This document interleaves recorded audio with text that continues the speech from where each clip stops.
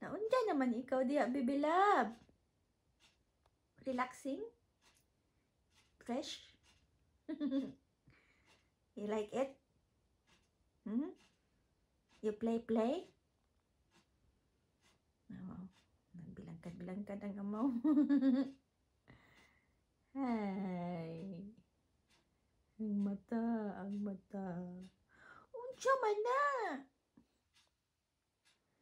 Naawa biya ako nito sa kanya ay kahapon. May gani. Buti na lang nakita ko siya. Nagising ako. Mga alas 4 ng umaga. Takbo-takbo niya yung paper bag.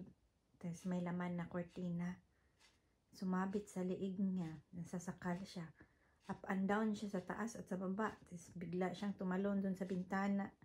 Naglambitin yung liig niya. Nasakal siya. Hindi makahinga. Mabuti na lang nagising ako. Talagang God is good.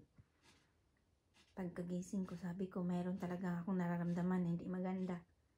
Tapos nakita ko na lang yung pusa ko naglambitin sa bintana na na-stuck yung kuko niya sa kortina. Tapos yung liig niya may bit-bit na paper bag na may laman na kortina. Mga 1 kilo din yung kortina. Kaya, naawa ako sa kanya Pagkakuha ko sa kanya, hinihingal siya. Lumabas halos yung dila sa kakahingal. Tapos yung puso niya, ang lakas ng tibok. Naawa ako.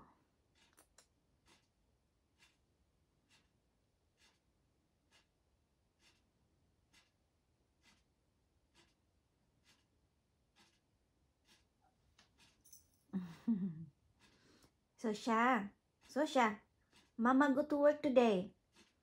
You mind Dada and Mika, you good girl. Okay? Hey, you listening? Sosha, Mama go to work. Yeah? You good girl. Bring you something.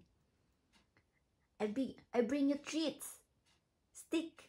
You like it? Chuchut. I love you. Sushut. I love you. Alam nyo ba, gusto kong magbakasyon, gusto kong mag-travel. Sabi ko na lang, wag na. Walang mag-aalaga sa mga pusa ko.